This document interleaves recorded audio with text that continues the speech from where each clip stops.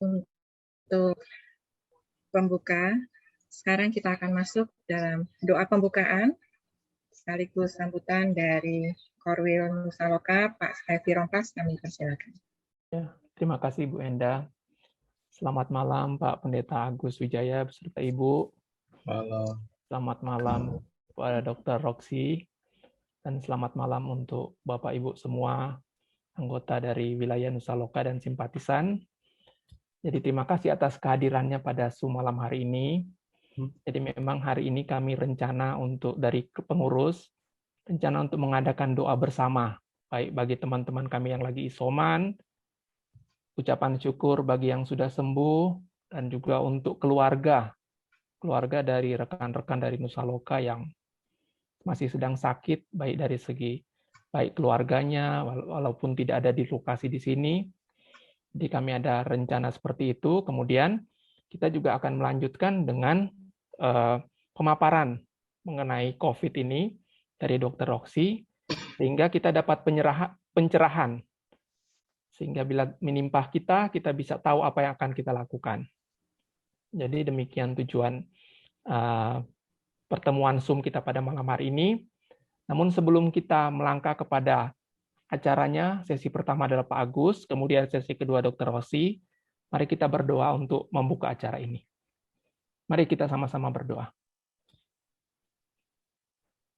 Tuhan Allah yang Maha Kuasa, Allah yang kami kenal dalam nama-Mu Yesus Kristus, kembali kami datang kepadamu Tuhan, kami mengucap syukur karena Engkau boleh kumpulkan kami dalam Zoom kali ini, untuk kami boleh mendengarkan penguatan iman dari Pendeta Agus, dan juga kami boleh berdoa bersama untuk rekan-rekan kami, untuk kami sendiri, dan untuk saudara-saudara kami Tuhan, yang saat ini sedang sakit atau dalam masa pemulihan.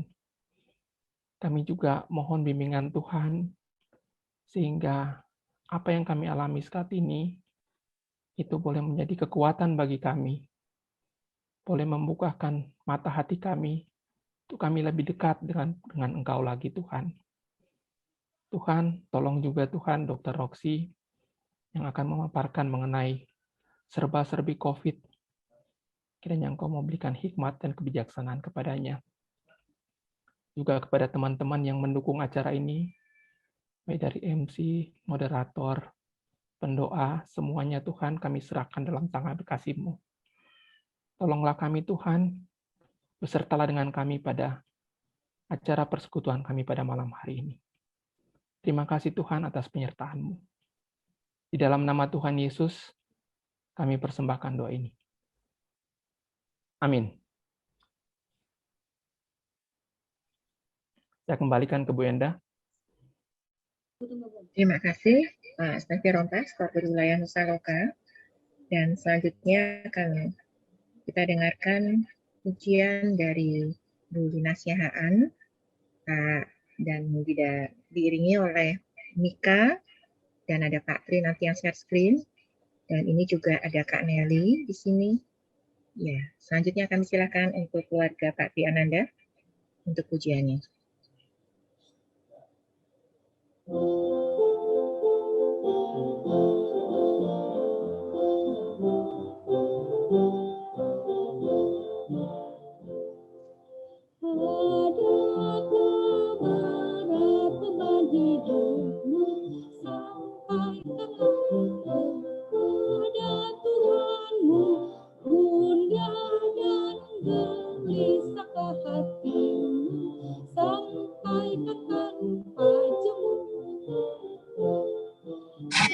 Sampaikanlah kepada Tuhanmu, Dia teman yang benar.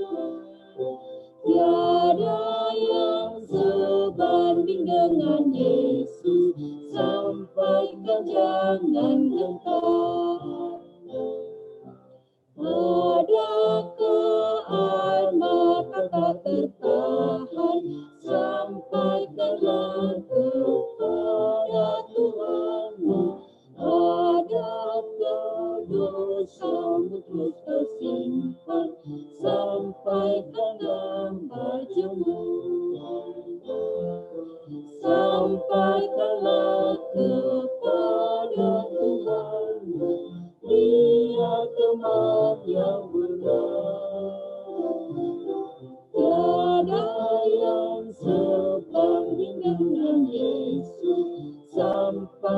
jangan gentar.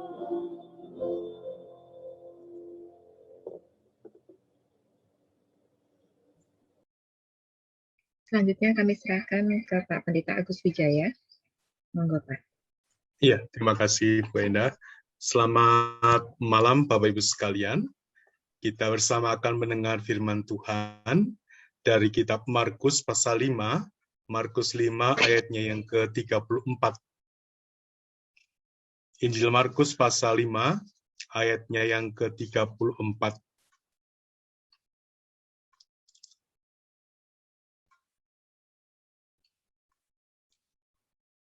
Yang demikian firman Tuhan.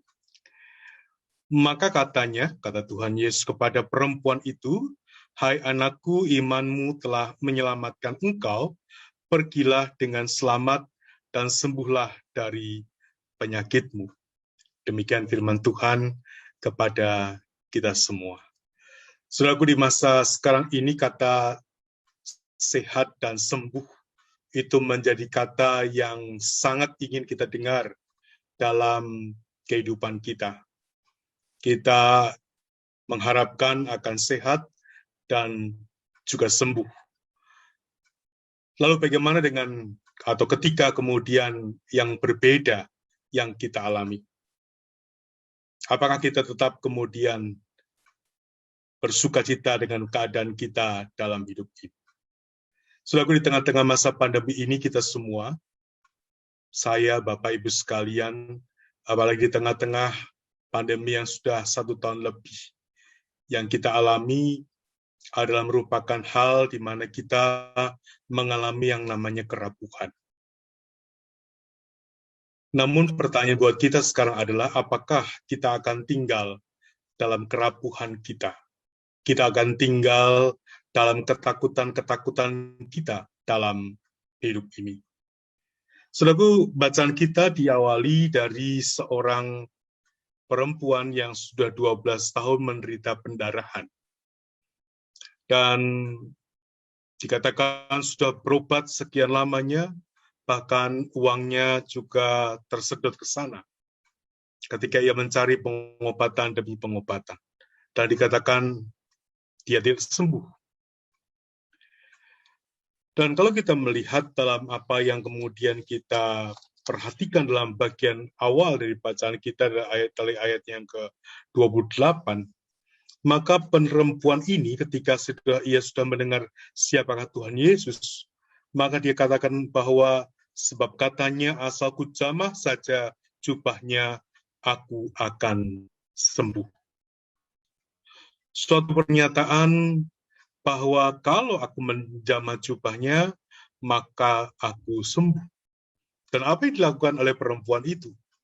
Ketika kemudian ia berada di dekat Tuhan Yesus, lalu kemudian dia menjamah jubah Tuhan Yesus, dan betul, dia kemudian sembuh. Saudara, apa yang menyembuhkannya? Apakah dengan menjamah jubahnya? Itu memang yang dilakukan.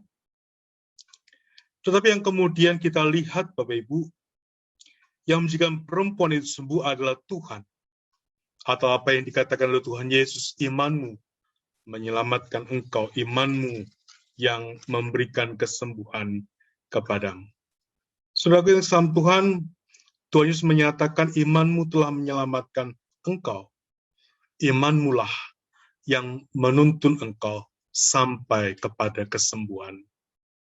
Bapak Ibu dan Saudara kasih Tuhan, hari ini kita berdoa dan akan berdoa bersama-sama untuk kesehatan kita, untuk kesehatan saudara-saudara kita, untuk kesembuhan kita, untuk kesembuhan juga saudara kita.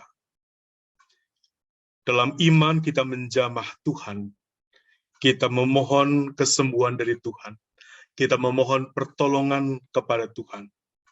Dan dalam yakin, dalam percaya, kita senantiasa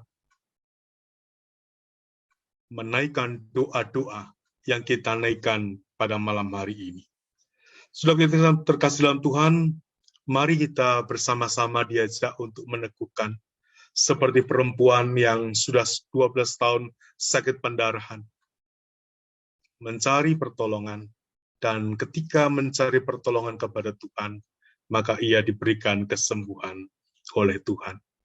Hari ini mari kita bersama-sama juga meneguhkan diri kita, menguatkan diri kita. Kita mengakui dalam kelemahan, dalam kerapuhan kita punya Tuhan yang kuasanya jauh lebih besar dari apapun juga, yang kuasanya lebih besar daripada sakit penyakit yang kita alami dalam kehidupan kita. Dan karena itu kita mau mengatakan percaya kepada Tuhan dan mempercayakan semua yang kita hadapi, yang sedang kita hadapi, maupun yang akan kita hadapi dalam kehidupan kita. Nanti kita akan mendengarkan dari Dr. Roxy bagaimana cara kita juga mendapatkan kesembuhan dari segi kesehatan. Dalam rangka kita boleh bersama-sama meraih apa yang boleh kita dapatkan dalam kehidupan kita. Supaya hidup kita betul-betul kemudian bersama-sama kita dapati dalam kesehatan dan dalam kesembuhan. Karena itu, Bapak Ibu yang terkasihi Tuhan, mari dalam persekutuan kita bersama-sama untuk menaikkan ini. Doa dalam kebersamaan seperti ini merupakan hal yang baik yang kita lakukan dalam persekutuan kita. Kita yang sedang sakit atau sedang isoman, sedang juga mendoakan dan mungkin juga khawatir tentang saudara kita yang sedang sakit, entah di dekat kita atau kemudian juga jauh dari kita, tidak merasa sendirian. Karena ada rekan-rekan kita yang mendukung akan saudara kita.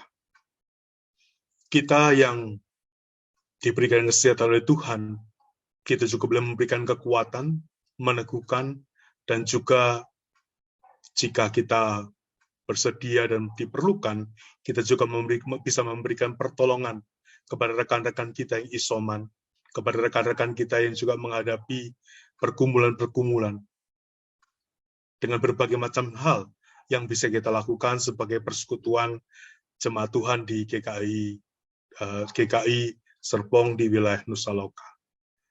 Saudara yang sama Tuhan, dalam kerapuan kita justru diingatkan, mari kita saling menguatkan satu dengan yang lain. Kita yang rapuh ini, kalau dipersatukan, kalau bergandengan tangan, kalau saling menguatkan, kita percaya Tuhan akan menjadikan kita sebuah persekutuan yang kuat. Kuat dalam doa maupun kuat dalam tindakan kita. Tuhan memberkati kita, Tuhan memberkati setiap saudara-saudara, dan Tuhan yang senantiasa menjagai, menyertai, memberkati, dan memberikan pertolongan, dan menyembuhkan setiap kita. Amin. Tuhan memberkati setiap kita. Saya kembalikan kepada Bu Endah.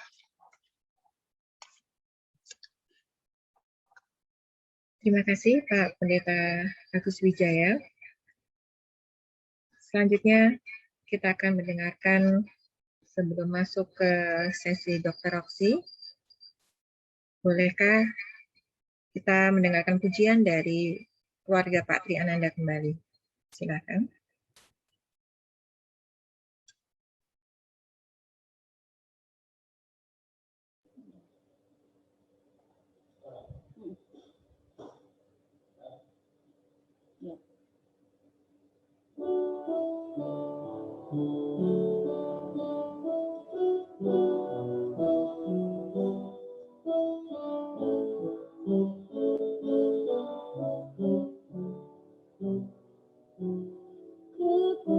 Kekuatan serta penghiburan diberikan Tuhan padaku. Tiap hari aku dibimbingnya, tiap jam dihibur hatiku, dan sesuai dengan kemampuanmu diberikan apa yang perlu. Suka dan derita bergantian, memperkuat imanku.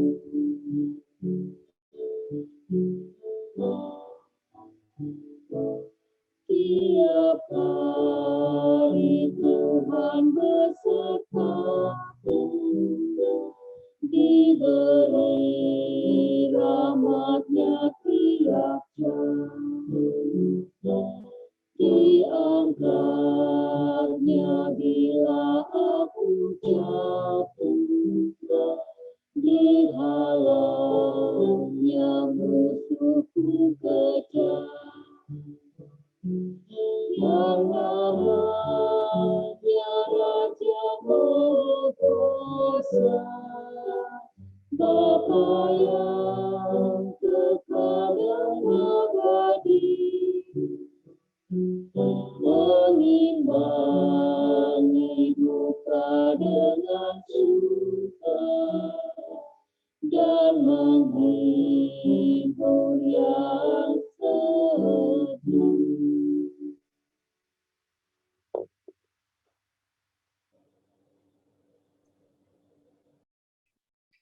Bapak Ibu, sebelum kita masuk dalam sesi kedua dari Dr. Roxy, kita akan masuk ke dalam doa syafaat. Kami mohon kesediaan Bapak Pendeta Agus Wijaya untuk memimpin doa bersama kita. Dan silakan nanti teman-teman menambahkan. Hanya kalau saat ini Pak Pendeta yang bergabung dengan kami, dengan kita bersama, di sini ada yang saat ini sudah dalam proses isolasi mandiri, sudah proses recovery, Pak Stefi Rompas. Kemudian di sini ada yang saat ini masih baru saja, belum lama ya, keluarga dari Padang, Kak Nelly, Opung, dan Matthew. Ini juga sedang terpapar, Pak Pendeta. Kemudian ini ada Bu Dean, sekeluarga ya Bu ya. Ya, nanti silakan Bapak Ibu yang ingin didoakan. Di sini juga dari Mbak Dewi dan saya titip saat ini ada kakak sepupu yang cukup dekat, saat ini sedang di ICU, saturasi turun terus Pak Pendeta, untuk Mas Rahmat nyuwun doanya. Kemudian juga Kak Ida, adik dan kakak ya Kak Ida, di Ambon juga sedang di ICU, adik, kemudian kakak juga di rumah, sedang isoman. Silakan Bapak Ibu yang ingin didoakan, boleh menyampaikan kepada Pak Pendeta, silakan. Saya juga ingin mendoakan adik saya, Desi dan Saul dan keluarganya yang udah ada pemulihan. Saya juga minta didoakan kakak kandung saya di Solo, Mas Dewi juga positif, sekarang juga isoman, mohon didoakan. Pak Agus. Oh ya, ipar saya juga di Jakarta, Mas Topan juga. Kemarin sempat masuk ICU, sekarang udah di kamar.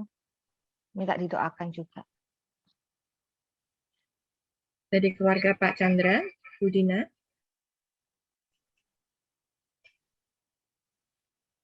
Iya Bu, itu dari adik saya di Balikpapan sedang isoman sekeluarga.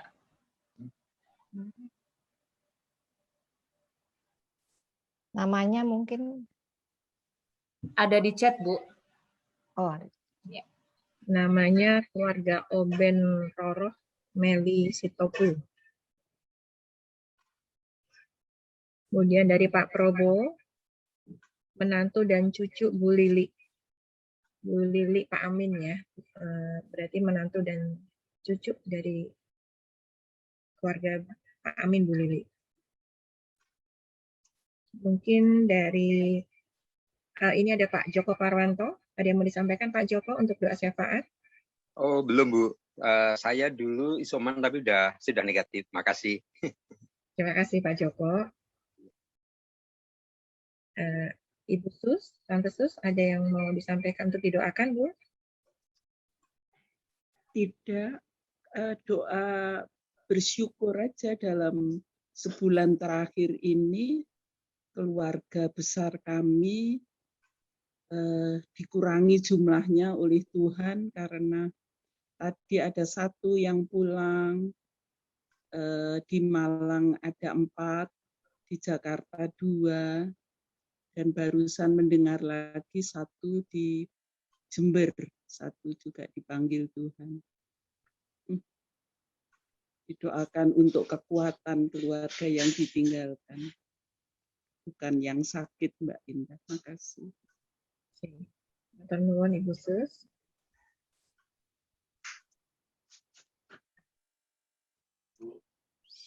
Ini dari Matthew atau Kak Nelly ya ini? Matthew, ada yang disampaikan? Matthew, titip doa boleh buat aku sama Mama sama keluarga besar yang lain di sini. Saya menunggu tes PCR soalnya. Ya. Terima kasih Matthew.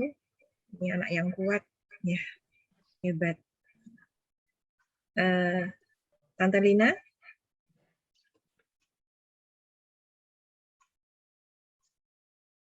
Doakan untuk keluarga Pak Tri, Bu. Itu apa? Bapak Pak Tri meninggal tadi jam 2. Oh, Bapak kandung. Iya. Oh, terus berduka cita Pak Tri. Ini chat dari Pak Mahadi Krisna, kakak kami di Solo. Oh, tadi sudah dari Mbak Dewi ya, Mas Wiwi. Isoman juga Pak. Bapak Ibu ada yang lain kah? Indah itu di Keluarga chat, Pak Banger. ada Pak Basi dan Christine di chat. Oke.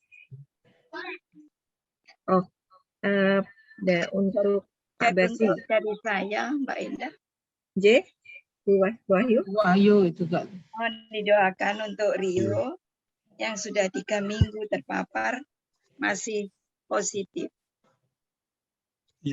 di Surabaya. Kalau istrinya sudah negatif. Oke, Mas Rio di Surabaya dan keluarga.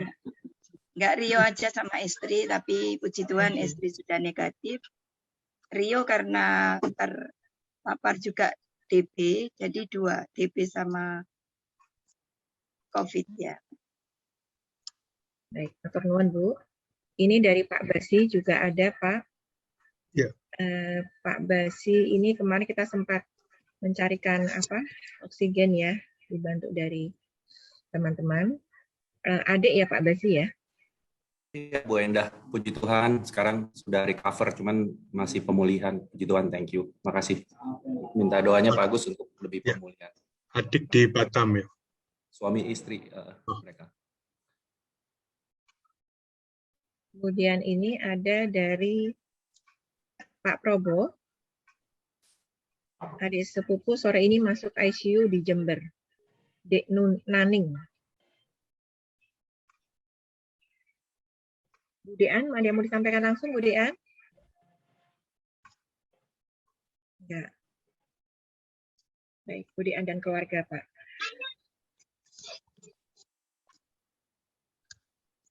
Ada lagi Kak Ida, ada yang mau disampaikan Kak Ida?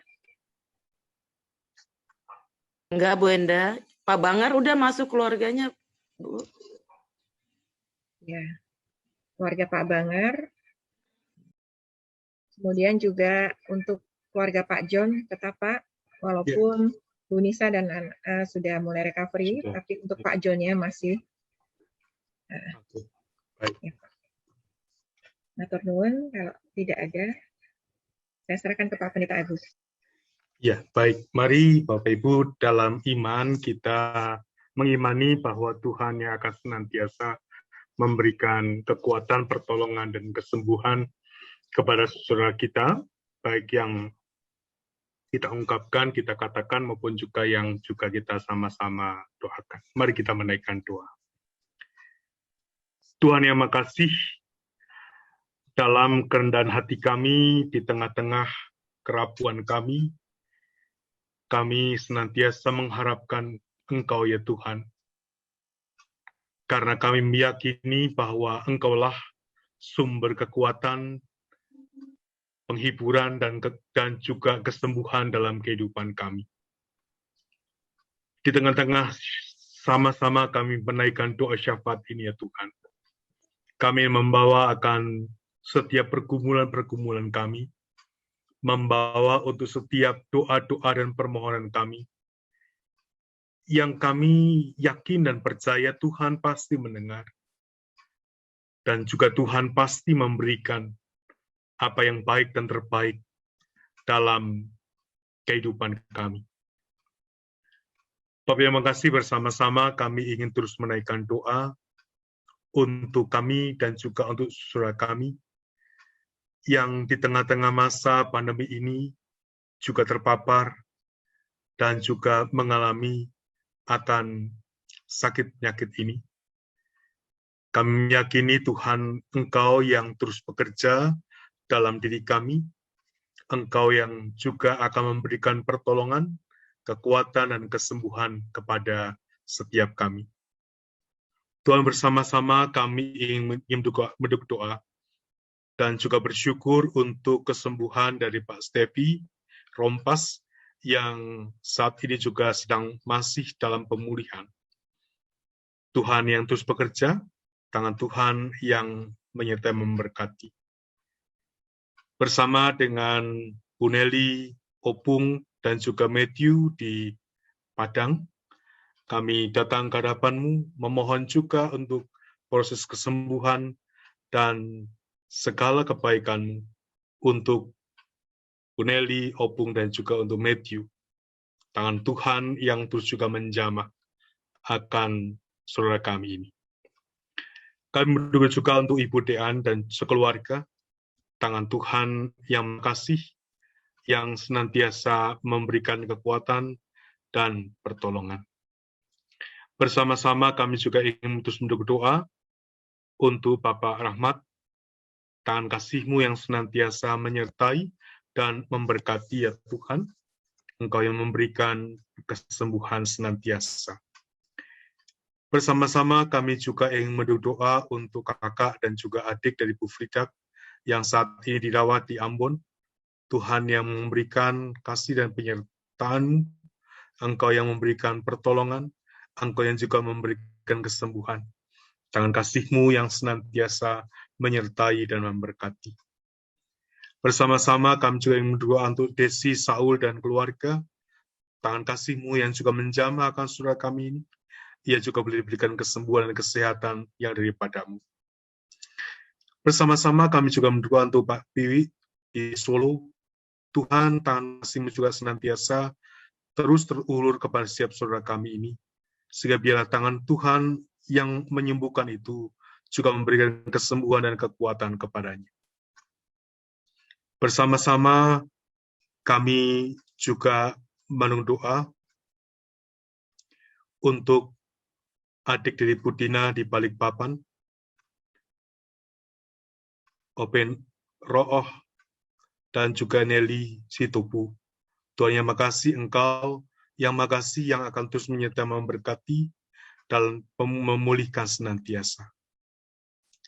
Bersama-sama kami juga berdoa untuk Bapak Topan dalam pemulihan dari ICU dan sekarang sudah diberikan kebaikan Tuhan, dirawat di kamar biasa. Tuhan yang makasih yang senantiasa juga memberkati dan menyertai proses kesembuhannya. Bersama-sama kami berdoa untuk cucu dari Ibu Lili, tetangga dari Pak Probo, yaitu Joko dan juga Daryl.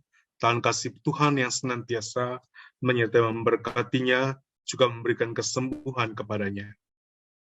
Bersama kami juga berdoa untuk Rio, yang saat ini bersama dengan istri terkasih juga masih dalam pemulihan, khususnya untuk Rio yang terkena demam berdarah dan juga COVID. Tuhan juga memberikan pemulihan kesehatan kepadanya, sehingga tangan kasih-Mu yang senantiasa Engkau yang memberikan zaman kepadanya. Bersama-sama kami berdoa juga untuk Mansi dan Rebecca, untuk Ibu Naning di Jember yang pada sore hari ini kami mendengar juga masuk ICU. Tuhan yang menyertai memberkatinya. Tuhan, jamah saudara kami untuk Mansi dan Rebeka, tangan kasih-Mu yang juga menjamah akan dia. Bersama-sama kami juga berdoa untuk adik ipar dari Ibu Sarah, tangan kasih-Mu juga menjamah akan dia di dalam segala hal. Kami berdoa juga untuk adik dan untuk ipar di Pak Basi yang ada di Batam, Tuhan yang juga terus memberikan kekuatan, pertolongan, dan kesembuhan kepadanya. Bersama-sama kami juga berdoa untuk Bapak Bangar Huta Barat sekeluarga. Tuhan, kami terus mengharapkan pertolongan dan kekuatan daripada-Mu dan kesembuhan yang daripada-Mu.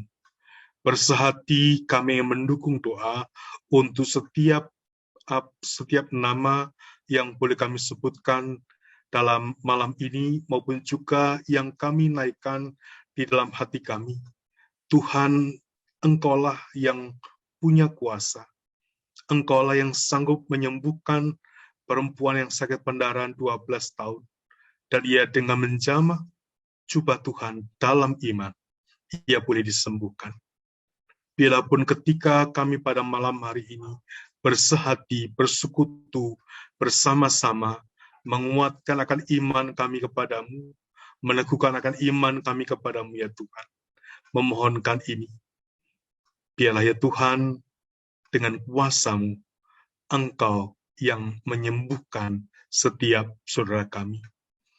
Engkau yang memberikan segala kebaikan-Mu kepada kami. Sehingga Tuhan, mereka dalam waktu Tuhan, dalam segala pernyataan Tuhan, mereka boleh berikan kesembuhan yang daripada Tuhan. Bapak yang makasih, bersama-sama kami ingin terus memohonkan ini. Kami ingin bersekutu bersama di dalam kebersamaan kami.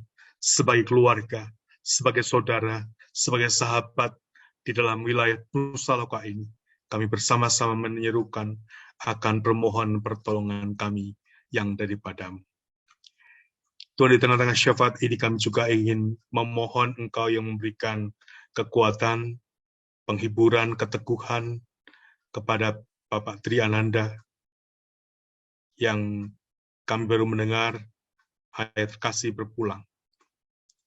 Tuhan, Engkau yang memberkati, menyertai, meneguhkan akan keluarga yang ditinggalkan.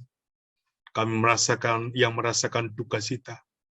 Ya Tuhan yang memberikan kekuatan dan penghiburan kepada kami. Terima kasih ya Tuhan. Kami menyerahkan akan setiap doa-doa kami. Kami juga menyerahkan diri kami dalam kerapuhan kami, dalam ketidakberdayaan kami, dalam seringkali ketidaktahuan kami. Kami yang bersandar hanya kepada Tuhan dalam kehidupan kami. Jagai setiap kami dalam segala aktivitas kami, baik di dalam rumah maupun ketika kami mesti pergi dari rumah menuju ke tempat kami bekerja, dimanapun Tuhan mengutus kami. Biarlah kami boleh melakukannya dengan tetap beriman kuat dan teguh kepada Tuhan, dan Tuhan menjaga akan kami semua. Tuhan menolong kami ketika kami mentaati segala apa yang mestinya kami lakukan ketika kami keluar dari rumah. Ya, tangan Tuhan juga menolong dan memberkati kami setiap usaha kami. Terima kasih ya Tuhan, kami menyerahkan untuk setiap bagian doa-doa kami ini ke dalam tangan kasih-Mu. Kami yakini Tuhan bekerja, Tuhan memberikan segala kebaikan kepada kami.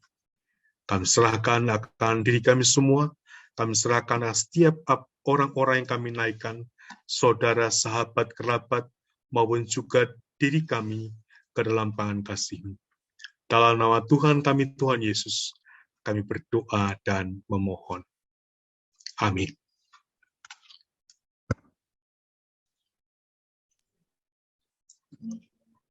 Terima kasih Pak Pendeta Agus Wijaya. Bapak Ibu, selanjutnya kita akan masuk dalam sesi kedua. Nah, nanti moderatornya Pak Penetua CW, kita manggilnya. Dan telah hadir dokter cantik, penetua yang dokter. Dan jangan, kalau yang belum kenal, beliau ini juga kemarin sutradara di balik video video syutingnya HUT GKI Serpong. Jadi benar-benar multi talentanya banyak sekali. Dokter, dosen, pengajar, plus punya tim khusus untuk artnya deh. Dan selanjutnya kami serahkan ke Pak CW. Pak CW mana ya? Hadir. Oh ya, monggo silakan Pak. Baik, terima kasih Bu Endah, sang MC handal. Yeah. Bapak Ibu sekalian, sesuai dari informasi yang diberikan oleh Pak Korwil bahwa kita ada sesi 2 di sini, di mana kita akan mendengarkan paparan dari Dr. Roxy. Kalau tadi Bu Endah udah cerita sebagian tentang Dr. Roxy, izinkan saya juga cerita sedikit supaya Bapak Ibu mungkin lebih mengenal ya gitu aja Dr. Roxy. Jadi kalau saya sih dulu pertama kenal di kepanitiaan ya dengan Dr. Roxy di panitia bulan keluarga, dia sebagai koordinator seksi acara dan langsung terpukau dengan cara kerjanya yang gercep dan sistematis gitu ya. Terus kemudian juga beliau juga aktif di komisi katekisasi, dan sekarang ketika Pak Panca turun dari Penatua, beliau menjadi Penatua dan ada di Mabit PJ sebagai sekretaris di Mabit Pembinaan Jemaat. Ya, itu sekilas mengenai pelayanannya di gereja. Juga kami kemarin panitia vaksin juga sangat terbantu dengan Dr. Roxy dengan masukan-masukannya secara medis, juga bantuan tenaga baik secara moral maupun material. Kemudian untuk profesinya seperti yang Bu Endah tadi pernah bilang, beliau adalah dokter lulusan UI, kemudian juga mengambil spesialis saraf ya, spesialis saraf, kemudian juga mengambil gelar S3 doktor dari Universitas Hasanuddin. Untuk pekerjaannya juga sebagai neurologis di Siloam Hospital Lipo Village, juga sebagai koordinator memori klinik di Siloam Hospital Lipo Village, dan juga dosen di Fakultas Kedokteran UPH. Jadi itu sekilas tentang Dr. Roxy. Untuk itu mari kita langsung saja. Saya mulai dengan keciragil naik mercy. Mari kita panggil Dr. Roxy. Silakan Bu Dokter. Cakep, makasih Pak CW. Bapak Ibu, selamat malam. Sebetulnya tangan saya gemetar dan hati saya gundah. Betapa kuatnya ya Bapak Ibu bisa ada di Zoom ini dengan mungkin penuh kekalutan, ketakutan, bahkan ada yang baru saja berduka dan kehilangan orang terkasih ya. Khusus Pak Tri, duka cita mendalam dari saya. Kalau ada yang bisa kita lakukan, jangan sungkan-sungkan ya dalam kondisi susah begini.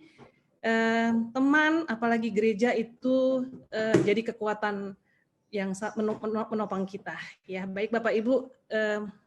Untung Pak CW sudah berpantun, kalau enggak saya masih mau nangis aja ini. Maaf ya Bapak Ibu. Baik, kita coba lihat ini saya bikin slide. Bisa kelihatan slide-nya Pak CW? Bisa Bu. Bisa ya, oke. Mudah-mudahan 15 menit selesai karena menurut saya yang lebih seru nanti tanya jawabnya ya. Bapak Ibu, Bu Endah tadi pagi telepon saya, Pak. Saya juga baru tahu ternyata Pak Korwilnya juga baru alumni ya Pak Korwil ya. Baru alumni COVID, jadi juga mau WA saya diminta lebih fokus ke pencegahan, ini yang paling penting memang ya Bapak Ibu, dan isolasi mandiri. Oke, baik. Ini data Pak Agus, kita 2 hari lalu di wilayah, mana Pak Agus? Poresta ya? Ya, Poresta. Saya mesti ganti lagi langsung angkanya Pak. Jadi data ini penting kita ketahui, kenapa? Karena nanti kita akan berpijak dari data ini tentang strategi ke depannya ya. Jadi hampir 200 juta teman-teman kita di seluruh dunia yang pernah dikatakan positif, di Indonesia hampir 3 juta. Kabar gembiranya adalah hampir 80%-nya sembuh Bapak Ibu. Alumni dengan antibodi yang baik yang bisa jadi berkat karena bisa jadi donor ya. Memang banyak kabar duka cita, ada hampir 3% yang meninggal. Ini di Indonesia ya, di negara-negara lebih maju seperti di Israel, kemudian mungkin di Jerman, angka meninggalnya hanya 0,5% karena mereka punya fasilitas kesehatan yang baik. Tapi di Indonesia kita bisa bilang memang 3%-nya meninggal ya Bapak Ibu ya. Tapi kabar gembiranya kita lihat juga 80%-nya sembuh ya. Nah, apa nih kondisi sekarang di Indonesia? Ada 500.000 orang lebih yang saat ini punya virus di tubuhnya dan terdeteksi. Kita nggak tahu yang nggak terdeteksi berapa orang ya. Dikatakan di Jakarta hampir 100.000. Jadi kalau kita ke Jakarta, bayangin ya 100.000 orang, waduh, udahlah kita di rumah saja gitu ya. Dan kasus baru hari ini kita bersyukur walaupun masih tinggi, tapi secercah harapan ada. Mudah-mudahan PPKM ini berhasil menurunkan dari kemarin 57.000 sekarang 51.000 ya. Yang jadi kabar kurang baiknya memang nggak nyampe 10% ya Bapak Ibu dari orang Indonesia yang sudah selesai vaksin. Ya, kalau yang vaksin pertama mungkin angkanya agak bagus, hampir 40 juta, tapi yang udah benar-benar selesai vaksin tuh nggak nyampe 10%, 16 juta. Artinya yang punya tentara di badannya itu nggak banyak. Dari 10 orang cuma 1 yang punya tentara, yang 9 masih naif ya, nggak punya tentara. Ini data hari ini. Dan ini kabar yang sedihnya adalah bagaimana ini si grafik udah mulai kayak vertikal banget ya, tegak lurus kalau kata PBB. Tapi ada harapan secercah nih, Pak Agus turun. Ya mudah-mudahan ini turun terus, udah nggak naik-naik lagi. Habis itu selesai, kita bisa ke gereja lagi. Ya Pak Agus ya, dari rindu ya. Baik, Bapak Ibu, saya mungkin, amin ya. Saya mungkin ceritain sedikit apa sih yang dimaksud dengan pandemi, karena menurut saya masih banyak masyarakat belum paham itu apa pandemi. Beberapa orang masih suka ngomong apa-apa di COVID-in, apa-apa di COVID-in, begitu ya. Nah, pandemi itu sudah setahun 4 bulan yang lalu oleh WHO dideklarasikan, dan semenjak itulah kita tutup gereja dan sebagainya ya, karena sudah menyerang lebih dari 200 negara. Artinya virus ini menyebar sangat cepat dan sangat luas. Artinya lagi kita akan selalu beranggapan bahwa semua yang punya gejala COVID itu COVID dulu sampai terbukti bukan COVID. Gitu ya Bapak Ibu. Kalau dulu kita sakit tenggorokan karena minum es, ya ada pasien saya yang bilang saya gatel tenggorokannya karena makan jengkol dok. Kalau sekarang apa boleh buat? Semua dianggap COVID dulu. Kalau dulu kita sakit kepala karena nggak gajian, uang udah habis. Sekarang kalau ke dokter dibilang sakit kepala dok, dokter akan berpikir ini COVID dulu. Sampai terbukti bukan COVID. Kalau Bapak Ibu misalnya sekarang batuk kecil-kecil nih, padahal karena alergi, pasti akan dianggap COVID dulu. Ya, karena memang namanya pandemi. Jadi pada pandemi ini semua penyakit dengan gejala-gejala COVID akan dianggap COVID dulu sampai terbukti bukan COVID ya Bapak Ibu ya. Baik, nah sekarang kita akan belajar sebetulnya COVID itu menyebarnya bagaimana. Mungkin Bapak Ibu sudah pada baca ya, tapi saya mau sederhanakan. Cuman ada 2 kok Bapak Ibu. Pertama kita menghirup udara yang tercemar oleh virus SARS-CoV-2. Karena kita nggak pakai masker, si virusnya nggak kesaring, jadi kita kena. Atau kita menyentuh, Bapak Ibu, menyentuh mata kita, hidung kita, mulut kita dengan tangan kita yang sudah tercemar juga oleh virus SARS-CoV-2. Sesederhana itu. Jadi sebetulnya Bapak Ibu nggak usah kemana-mana bawa semprotan. Banyak tuh pasien saya sebelum masuk, itu dia akan semprot-semprot meja praktek saya, kursi praktek, bahkan naruh anduk dan sebagainya. Sebetulnya dia nggak menyebar dengan sentuhan kulit kita, mau peluk-pelukan sama orang COVID sih, kalau cuman kulit sama kulit nggak akan nyebar. Ya, tapi begitu dropletnya, droplet itu adalah batuknya atau cairan yang keluar dari tubuh penyandang COVID itu kita pegang, terus tangan kita main-main mata, hidung, dan mulut, nah di situ kita akan kena. Ya, tapi terbesarnya adalah di menghirup ya Bapak Ibu. Makanya nanti kenapa masker itu penting banget. Nah, ada isu yang ketiga, bisa nggak ibu menularkan ke janin? Ada beberapa laporan, namun sampai sekarang belum terbukti ya Bapak Ibu. Tapi mungkin saja. Ya, itu sebabnya kenapa ibu hamil menjadi sangat beresiko, sehingga sekarang rekomendasi vaksin ibu hamil boleh vaksin. Ya, kalau ibu menyusui udah dari bulan lalu boleh. Dari 3 bulan yang lalu boleh vaksin. Oke Bapak Ibu, sekarang gejalanya bagaimana? Yang udah kita pahami bersama, yang pasti sesak ya, sesak, demam, batuk, sakit tenggorokan, sakit kepala, dan hilang penciuman.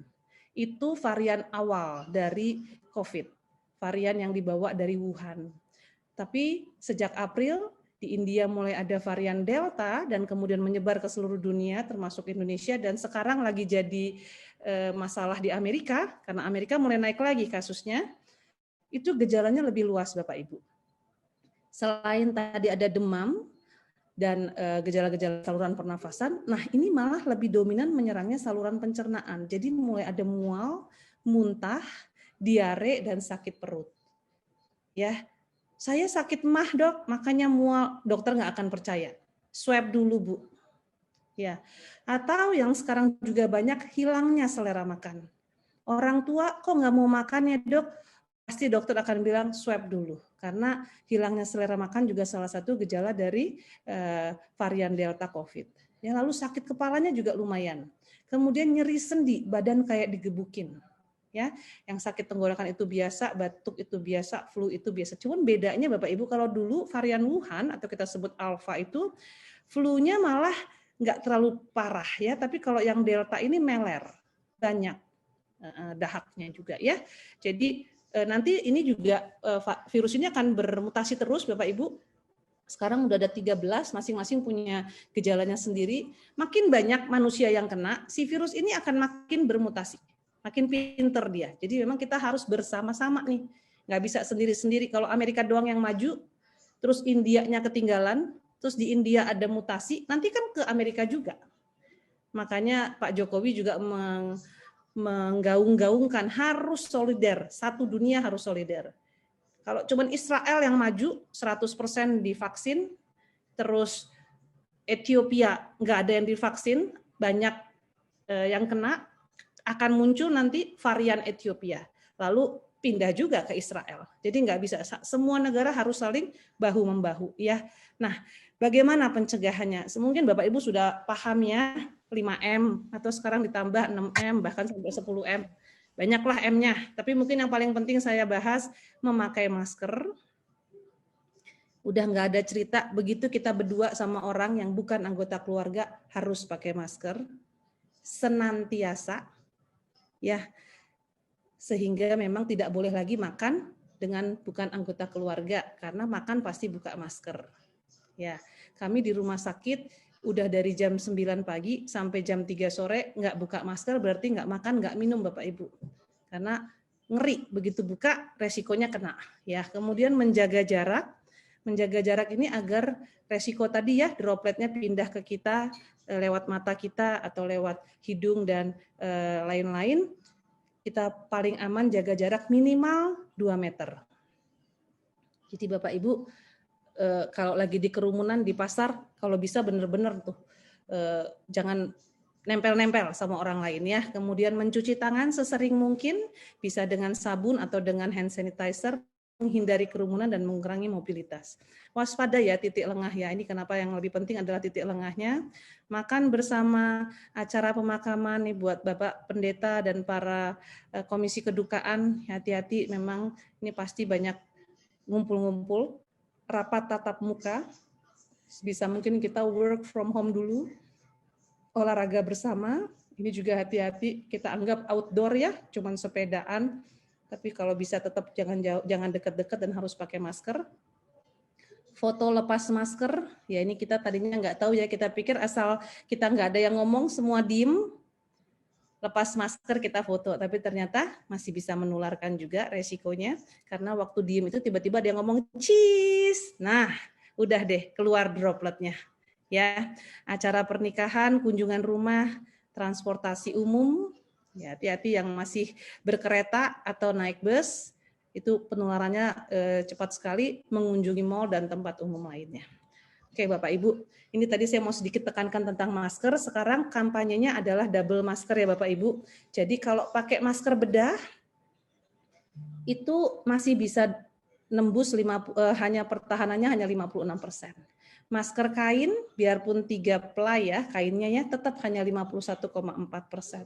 Lalu kalau masker bedahnya dikencengin, diikat begini, disimpul, lumayan 77%. Kalau masker bedah, terus dilapis lagi masker kain, itu dikatakan 85,4%. Yang nggak boleh Bapak Ibu, Masker bedah sama masker bedah itu nggak boleh didouble. Masker kain sama masker kain nggak boleh didouble. Masker N95 atau KN95 juga jangan didouble, nanti malah jadi bolong-bolong. Oke Bapak Ibu, untuk masker betul-betul ya pakainya benar-benar menutupin hidung dan mulut, bukan cuma mulut apalagi dagu. Benar-benar dari hidung ya Bapak Ibu ya. Oke, nah pencegahan lain adalah vaksinasi. Nah ini mungkin banyak yang nanya ya tentang vaksinasi ya. Ini saya bandingkan saja Astra versus Sinovac. Ini dua-duanya yang sudah kita pakai dan segera kita akan datang Pfizer dan Moderna ya. Nah jadi kalau kita divaksin Sinovac ya Bapak Ibu, seperti kemarin teman-teman di gereja. 3 minggu setelah vaksin, itu antibodi kita yang terbentuk baru 65% Bapak Ibu. Jadi kita masih sangat mungkin untuk tertular. Ya, makanya banyak yang bilang, habis vaksin kok minggu depan malah sakit COVID. Karena memang masih 2/3 saja yang terlindungi, 1/3-nya masih bisa kena. Ya, lalu kita vaksin kedua. Nah, 1 bulan setelah vaksin kedua, baru kita memiliki perlindungan hampir 100%. Nanti setelah 2 bulan, pasca COVID juga kita punya perlindungan 92,4%. Ya, jadi kalau kita terinfeksi secara alami, kita punya 2 bulan kekebalan yang melindungi kita. Ya, AstraZeneca lebih baik sebetulnya memang Bapak Ibu. Jadi dia baru 1 bulan dari vaksin pertama aja udah 97,26%. Ya Bapak Ibu, tapi untuk AstraZeneca memang nanti ada beberapa catatan karena untuk anak muda justru dia lebih banyak efek sampingnya. Oke, nah sekarang tentang isolasi mandiri ya Bapak Ibu, apakah kita termasuk pasien COVID jika hasil swab PCR kita positif? Baik kita bergejala maupun tanpa gejala, maka kita adalah pasien COVID. Atau jika swab antigen kita positif dengan gejala. Atau swab antigen kita positif dengan riwayat kontak erat. Kalau sudah ada 3 ini sudah. Nggak usah lagi di PCR kalau udah antigennya positif ada gejala atau antigen positif dengan kontak erat, udah nggak usah PCR, udah pasti COVID. Ya, gejalanya tadi ini sudah dibahas. Ya, ditekankan memang ada anosmia, di sini tidak bisa mencium sama tidak bisa merasakan rasa di lidah atau agresia. Nah, selanjutnya Bapak Ibu, kalau kita punya swab rapid antigen positif dengan riwayat kontak erat itu apa sebetulnya? Ini pasti ditanya ini ya, kontak erat itu apa? Pertama, kita bertatap muka dengan pasien COVID dengan radius 1 meter selama 15 menit. Ya, ini baik pakai masker maupun nggak pakai masker Bapak Ibu, tetap dianggapnya karena masih ada peluang bocor biarpun pakai masker. Atau kita bersentuhan fisik dengan pasien COVID atau pasien yang gejalanya kemungkinan COVID, atau kita merawat pasien COVID tanpa APD standar, ini untuk nakes, atau kita terpapar 1 orang yang positif swab PCR-nya, atau 2 orang yang positif rapid antigennya. Itu ya Bapak Ibu yang disebut sebagai klaster dan ini yang disebut sebagai kontak erat. Oke, saya akan cepat saja. Kalau kita memang tadi ya masuk kelompok 3 tadi, maka segera lakukan isolasi mandiri. Tujuannya apa? Memutus mata rantai penularan. Karena kalau Bapak Ibu tetap jalan-jalan, maka 1 orang terkonfirmasi positif, tetap beraktivitas, bisa menularkan, kalau yang Delta sekarang bisa menularkan ke 6-8 orang. Cepat sekali penularannya, baik itu ke rekan kerja, ke teman, ataupun keluarga. Tapi dengan isolasi mandiri, orangnya jadi tidak menularkan. Ya. Kemudian, kapan kita masih boleh isolasi mandiri, kapan kita harus ke rumah sakit. Kalau kita PCR positif, tapi gejala kita rasanya nggak ada, atau disebut OTG, atau kita ada gejala, tapi tidak ada sesak. Ini yang disebut ringan, COVID derajat ringan. Bisa diukur dengan saturasi ya Bapak Ibu. Saya sarankan sekarang tiap rumah punya oximeter, mengukur saturasi oksigen. Pentingnya kita tidak boleh di rumah, tapi harus segera ke rumah sakit jika ada sesak nafas. Bagaimana cara mengukur sesak nafas? Hitung nafas kita dalam 1 menit. Normalnya 12-20 kali Bapak Ibu. Kalau loh kok nafas saya cepat ya, lebih dari 24 kali, itu namanya sesak. Atau saturasi oksigen kita kurang dari 94%. Kalau sudah begini, jangan coba-coba isolasi mandiri. Nah, tapi nanti untuk saturasi oksigen kurang dari 94, Bapak Ibu sebetulnya ada tekniknya. Kalau dengan teknik bernafas, tarik nafas dalam, tahan sampai 5 detik, hitungan 5, buang pelan-pelan, ukur lagi saturasinya udah naik, berarti aman. Itu tidak harus ke rumah sakit. Gitu ya Bapak Ibu ya. Kemudian kalau kita berkontak dengan pasien COVID tapi belum periksa swab, baik PCR maupun antigen, saya harus isolasi mandiri juga enggak? Iya Bapak Ibu. Ya, kalau kita kontak erat dengan pasien yang jelas-jelas positif COVID atau dengan pasien yang bergejala COVID, maka kita harus tahu diri, isolasi. Kemungkinan kita pembawa dan kita bisa menularkan. Oke, tadi lagi pertanyaannya, saya bisa lakukan isolasi mandiri di rumah? Jika bagaimana dok? Atau saya perlu isolasi mandiri ke hotel? Nah, di rumah hanya boleh kalau ada ruang tersendiri, terpisah dari orang lain. Betul-betul terpisah ya Bapak Ibu. Artinya terpisah itu apa? Kamar mandinya kalau bisa di dalam kamarnya atau di luar boleh, tapi hanya dia yang pakai. Yang lain punya kamar mandi lain. Ya, tidak serumah dengan yang kelompok risiko tinggi, yaitu bayi, lansia, mereka yang punya sistem imun rendah, dan yang punya komorbid.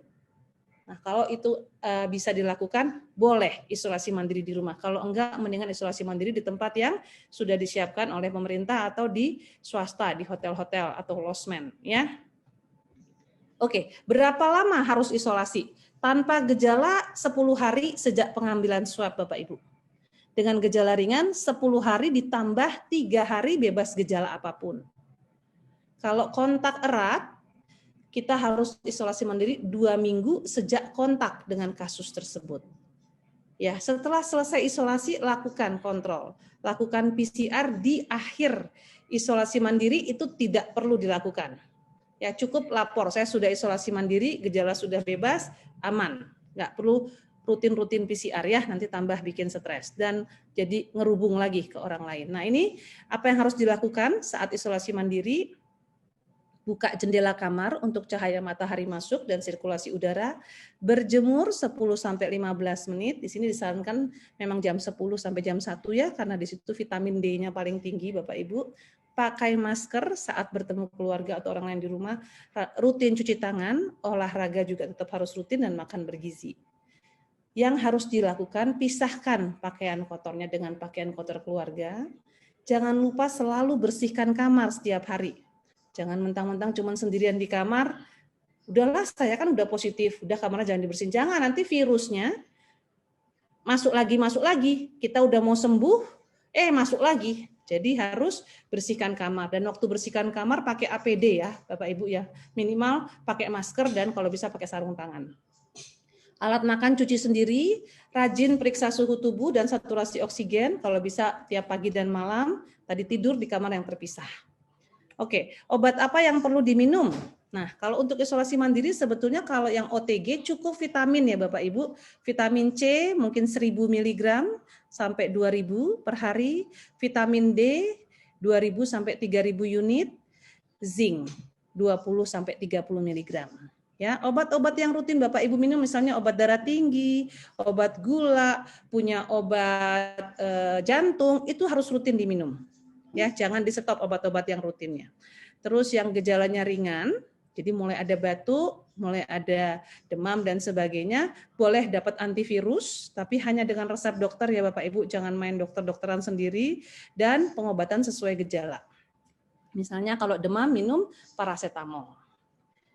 Oke, kita lanjut ya Bapak Ibu sedikit lagi. Ini tadi vitamin C, vitamin B, zinc ya, vitamin D boleh. Nanti kalau Linhua boleh nggak? Boleh, tapi dosisnya hati-hati buat yang gangguan ginjal atau lansia, takutnya mengganggu ginjal. Terus diminumnya yang di awal. Kalau udah terakhir-terakhir nih, udah seminggu kenanya terus baru sesak, baru minum Linhua, tidak boleh. Ya nanti malah efek samping inflamasinya malah tambah tinggi. Ya. Kemudian kalau ada gejala tadi, antivirusnya Favipiravir ya Bapak Ibu, antivirus yang lain sekarang sudah ditarik dari rekomendasi. Oke, edukasi keluarga, periksakan diri ke dokter, Kalau ada gejala, melapor, bisa pakai telekonsultasi kok Bapak Ibu sekarang. Kita juga bersyukur sebentar lagi GKI Serpong akan punya tim dokter telekonsultasi, mungkin mulai hari Senin sudah bisa operasional. Kemudian selalu pakai masker, cuci tangan, dan jangan sentuh wajah, jaga jarak minimal 1 meter, usahakan tetap berikan dukungan psikologis, bersihkan perabotan yang sering disentuh, ya menggunakan disinfektan Bapak Ibu, dan ingat untuk minum obat. Jangan lupa minum obatnya. Tadi ini sudah ya, menerapkan etika batuk. Penting sekali kalau batuk ditutup. Karena kalau enggak nanti dropletnya terbang-terbang, kena kipas angin lagi, kena AC. Kemudian tadi ini ya kamar terpisah, alat makan minum sudah, catat suhu ini sudah semua ya. Nah, jika suhunya sampai di atas 38 dan sebagainya, kalau bisa dikonsultasikan dengan dokter atau fasilitas kesehatan terdekat. Nah, ini tadi cara membersihkan lingkungan kamar ya Pak Ibu ya. Jadi kalau bisa pakai tetap masker dan sarung tangan, bersihkan dengan cairan desinfektan. Dielap tuh semua yang kalau kita batuk kan dropletnya kemana-mana nih, bisa nempel ke TV, nempel ke spray ya, kalau bisa dibersihkan. Oke, mungkin sudah hampir selesai ini ya, tadi sama dengan yang tadi. Nah, satu yang paling penting Bapak Ibu, sebenarnya COVID itu sendiri merusak paru-paru, iya, betul. Ya, tapi setelah 10 hari virusnya akan hilang Bapak Ibu. Virus itu sesuatu yang hilang sendiri sebetulnya. Setelah 10 hari virusnya akan hilang dan paru-paru kita mungkin akan jadi kembali bersih. Tapi yang lain-lain bisa tetap sisa Bapak Ibu, tetap kacau badan kita. Salah satunya kenapa bisa jadi kacau karena stres. Ya, jadi waktu kita stres ada hormon namanya kortisol yang diproduksi oleh otak. Nah, hormon ini yang bikin jadi kacau semua sistem di tubuh. Jadi lepas dari tadi segala pesan-pesan fisik, jangan lupa jiwanya juga harus sehat ya, mentalnya harus sehat, banyak berdoa, lakukan hobi, tetap berkomunikasi.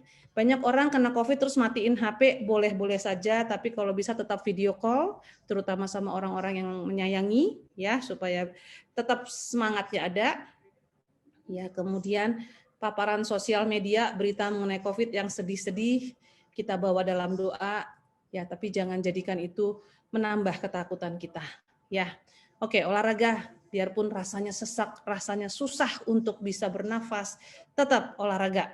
Hari Senin nanti Bapak Ibu akan ada tips untuk latihan pernafasannya oleh tim dokter, tim telekonsultasi. Kita belajar yuk sama-sama gimana sih teknik pernafasan yang benar, latihan nafas dan nutrisi. Ya, saya sekaligus promosi ini ya, hari Senin jam 7 malam. Nanti akan disebarkan lewat KPW. Baik Bapak Ibu, bersama kita bisa, mungkin itu yang saya mau sampaikan. Silakan Pak. Maaf, agak panjang. Ya, baik, terima kasih Bu Roksi. Waktunya lebih 15 menit, tapi saya mau nyetup juga, saya lagi menikmati banget tadi.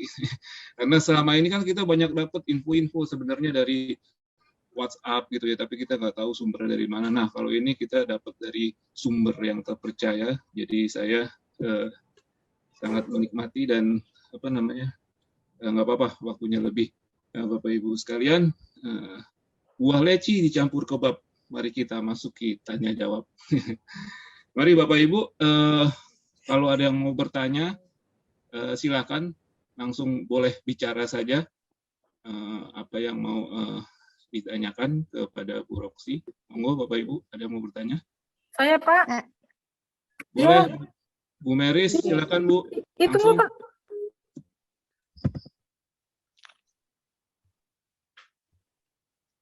Silakan Bu Meris. Bu Den tadi ya menanya. Oh, Bu Meris hilang. Siap. Oke, mungkin siapa dulu? Selain Bu Meris, ada lagi yang mau tanya? Saya mau tanya boleh? Oke, Bu Kiki, silakan. Berarti antivirus Avigan ya, Dok? Itu udah nggak boleh ya, Dok?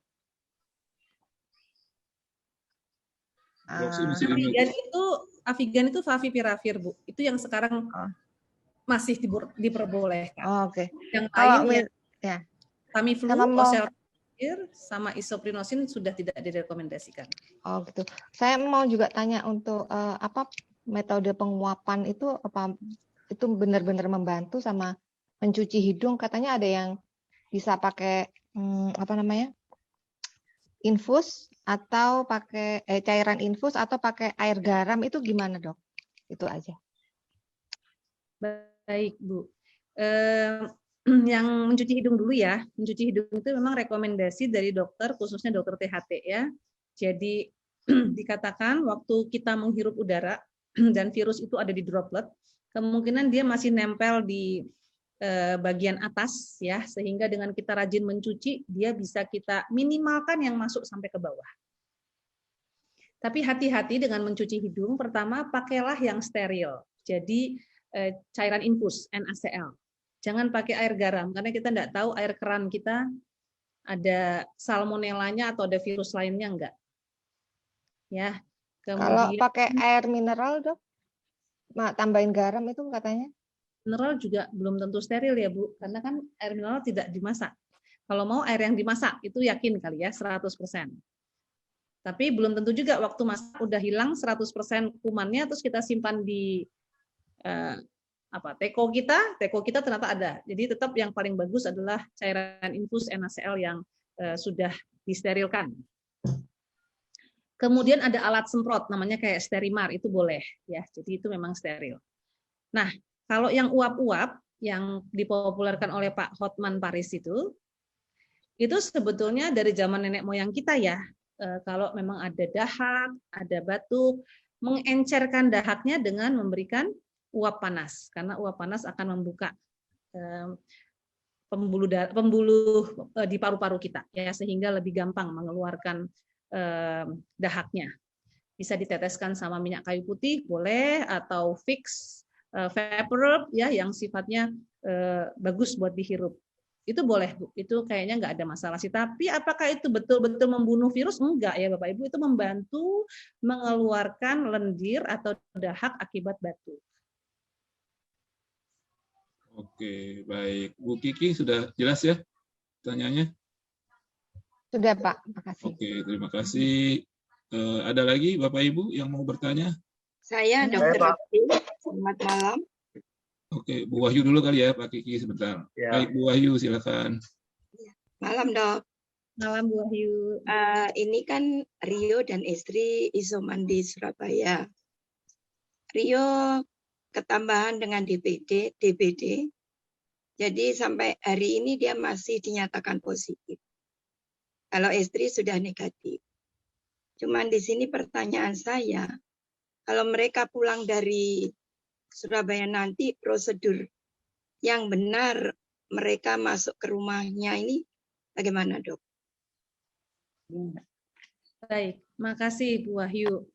Jadi tadi secara alaminya tubuh kita itu waktu kemasukan virus nggak langsung bergejala ya. Namanya masa inkubasi itu bisa sampai 3 hari. Jadi kalau saya nih ketemu misalnya ya Pak Mahadi kena COVID, tapi Pak Mahadi belum tahu nih, terus ngajak saya ngopi, ya. Terus saya ketularan, saya baru 3 hari lagi demam, sementara Pak Mahadi itu malamnya baru demam, gitu ya. Kenapa kok? Memang itu 3 hari begitu jadinya. Nah, nanti pada hari ke-7 virusnya mencapai puncak.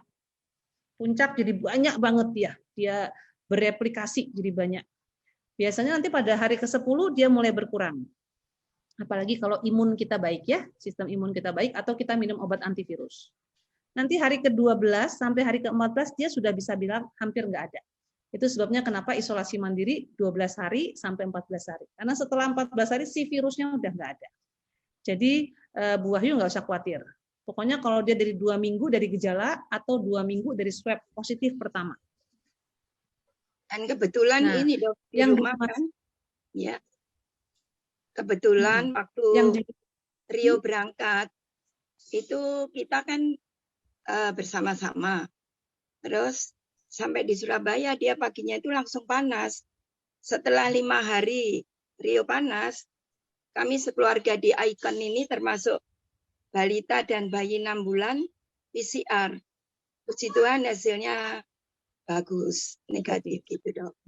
Jadi persiapan apa yang kita buat untuk menyambut Rio dan Reni ini? Ada rasa gamang, was-was apa enggak gitu, Dok? Ya betul Bu Wahyu. Jadi bisa saja nanti di Surabaya, Rio dan istri sudah negatif ya. Tapi waktu dia pulang kembali ke BSD, kemudian dia kena lagi nih. Kan kita kalau kena COVID masih bisa kena lagi ya Bapak Ibu dengan varian yang berbeda. Jadi semua orang yang bepergian, ya terutama keluar kota, itu balik-balik kalau bisa 2 minggu isolasi juga. Ya Pak Cewe ya, itu sebabnya Pak Yunanto waktu kemarin tugas dinas ke Palembang, akhirnya dilantiknya di rumah.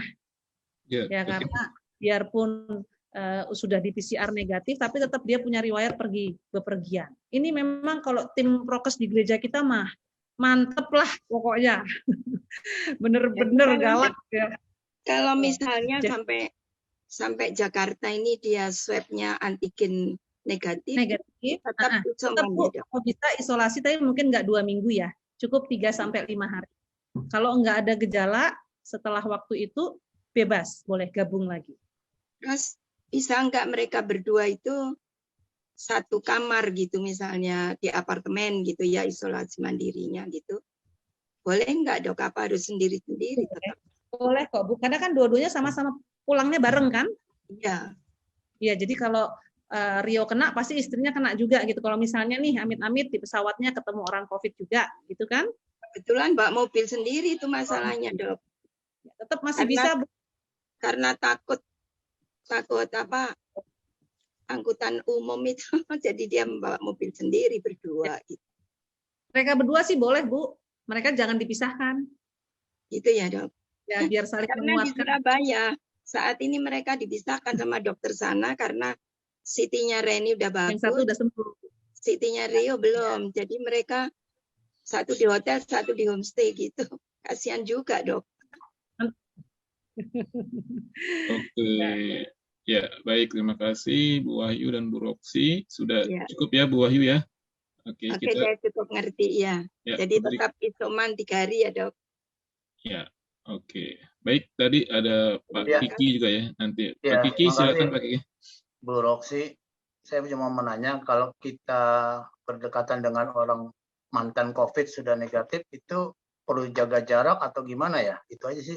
Kadang-kadang suka was-was kan nih bekas kena COVID terus dia sudah negatif tapi benar-benar negatif apa enggak itu terkadang membuat gentar kita juga gitu orang yang kita masih sehat ini. Terima kasih. Baik, kalau saya sih di zaman pandemi akan menganggap semua orang COVID, Pak. Bahkan suami saya sendiri. Ya, semua kita yang masih bepergian keluar dan ketemu sama orang lain, kita masih mungkin pembawa COVID. Ya, jadi tetap prokes itu nggak ada ampun. Jangan makan sama orang yang tidak serumah sama kita. Saya ajarin supir saya juga, Bapak mendingan bawa makanan dari rumah, terus makan di mobil, atau cari pojokan. Pokoknya jangan ngerubung, jangan makan sama yang lain, biarpun outdoor. Ya, anggap saja Pak, semua orang COVID, bahkan suami atau istri sendiri, kalau dia pergi dari rumah, terus ketemu orang lain, pulang-pulang jangan-jangan dia COVID. Ya, ya mesti begitu. Ya. Satu lagi Bu Roksi, tanya saya, ini pengalaman teman dekat saya, teman kantor, anaknya itu hanya sore-sore bawa anjingnya keluar, jokinya untuk pipis, dia pakai masker udah double, udah prokes ketat lah, nggak ketemu siapa-siapa, hanya kira-kira 100 meter dari depan rumahnya ada taman, doginya dibawa, itu pulang-pulang malamnya langsung demam, dan ternyata COVID, sampai sekarang masih di rumah sakit, udah hari ke-19. Nah ini bagaimana Dok, apakah sebenarnya udara di luar rumah kita, airborne, itu sudah mengandung virus COVID, atau bagaimana? Kalau yang dulu mungkin karena droplet ya, yang betul-betul keluar. Kalau sekarang apakah sudah airborne ini sudah polusinya sudah COVID? Bagaimana Dok? Mohon penjelasan. Ya, makasih Ibu pertanyaannya. Jadi isu airborne sudah berkali-kali dikeluarkan, berkali-kali dikoreksi, dikeluarkan lagi ya, karena memang ternyata bisa menular secepat itu. Jadi prinsipnya gini Bapak Ibu, virus itu tidak bisa hidup di luar sel. ya. Jadi angkanya berbeda-beda, tapi yang pasti kalau dia di udara, dia hanya bisa bertahan sekian waktu. Jadi tidak akan terus-terusan akan ada di udara itu. Itu sebabnya memang disarankan kita berada di lingkungan yang sirkulasinya baik. Ya, kalau outdoor itu sebetulnya relatif aman karena pasti ada sirkulasi. Ya, dikatakan aman tanpa masker itu 5 meter. Ya, jadi kalau kita mau jalan pagi, terus mau sapa-sapaan sama tetangga kita nggak pakai masker, jaraknya 5 meter ya Bapak Ibu. Biarpun di pagar. Ya, kalau di dalam rumah jaraknya 1 meter juga udah nggak boleh, harus pakai masker, gitu ya.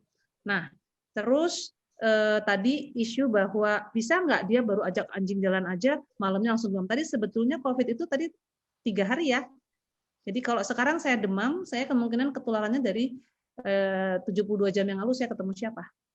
Bukan 2 jam yang lalu saya ketemu siapa. Bukan. Kecuali kalau virusnya betul-betul banyak. Misalnya saya hadap-hadapan sama orang yang langsung batuk di depan saya tanpa masker, itu mungkin lebih cepat. Bisa dalam 1 hari udah kena. Baik, Dok. Satu lagi Dok, boleh kalau misalnya kita menerima pengantar Gojek GoFood, itu ini yang sering menjadi kita kayak ketakutan ya. Walaupun kita sudah ngomong, Mas, taruh aja di pagar, cantolin gitu ya. Tapi kita tuh mau ngambil aja seperti takut juga, masih takut. Padahal udah disemprot-semprot mau ngambil makanan itu tuh kita takut. Gitu. Gimana Dok antisipasinya Dok? Jadi kalau saya sih ke anak-anak sih bilangnya nyemprot boleh, tapi yang paling penting habis kita megang si paket, kita langsung cuci tangan. Tangan kita megang COVID, kita nggak akan ketularan ya Bapak Ibu. Begitu tangan kita pegang mulut, pegang hidung, pegang mata, nah di situ kita ketularan. Jadi COVID nggak nembus lewat kulit, dia nembus lewat mukosa, mata, hidung, dan mulut. Oke. Makasih Dok. Ya. Oke, makasih. Nah, saya lihat juga nih berikutnya ada Matthew, raise hand. Silakan Matthew kalau mau tanya. Oke, terima kasih Om kesempatannya. Selamat malam Bu Dok. Aku mau ada pertanyaan, tapi mungkin biar lebih enak aku jelasin dari kejadian seminggu ini dulu kali ya. Jadi pertama Jumat itu aku sama Mama demam. Nah, sampai Minggu. Nah, akhirnya Senin, Mama nih perutnya sakit di bagian hati kalau nggak salah.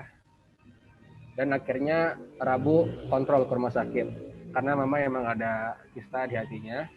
Nah, pas saat Mama kontrol itu, sambil nunggu aku tes antigen positif.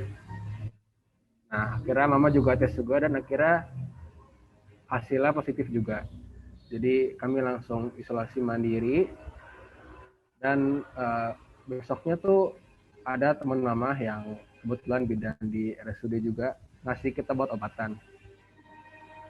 Oh ya, dan sebelumnya Mama nih udah nggak bisa makan. Pokoknya tiap masuk nasi dia langsung muntahin lagi. Nah, tapi pas dikasih obat pun Mama juga nggak bisa ini juga. Maksudnya habis makan obat muntah lagi gitu. Akhirnya sampai sekarang nih Mama paling makannya cuma apel sama cracker gitu. Jadi yang aku mau tanya, kira-kira pertolongan apa yang bisa dikasih ke Mama gitu. Dan berbahayakah kalau misalnya isoman? Ya segitu aja mungkin dari aku. Terima kasih.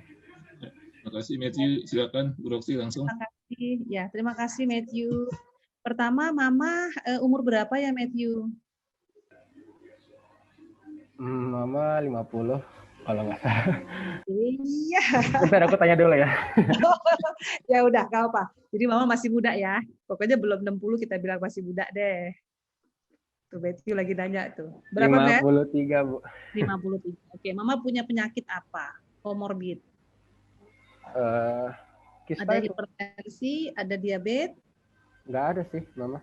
Penyakit serius nggak ada ya? Nggak ada. Nggak ada, oke.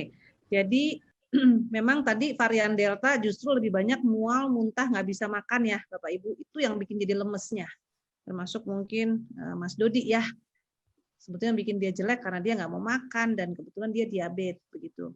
Nah, kalau mama nggak ada diabetes, nggak mau makan, kita masih agak tenang karena gulanya serendah-rendahnya nggak akan seperti pada orang diabetes ya.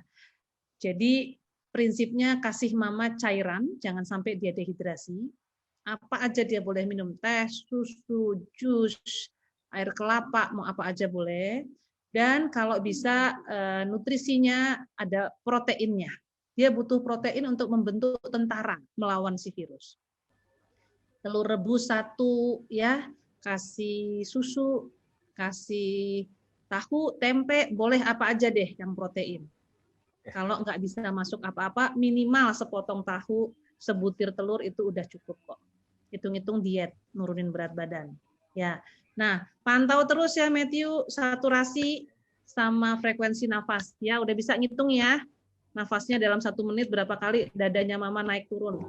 Kalau dia masih aman-aman, kamu masih bisa isolasi mandiri. Oke. Nanti juga seiring dengan virusnya hilang, nafsu makan mulai membaik.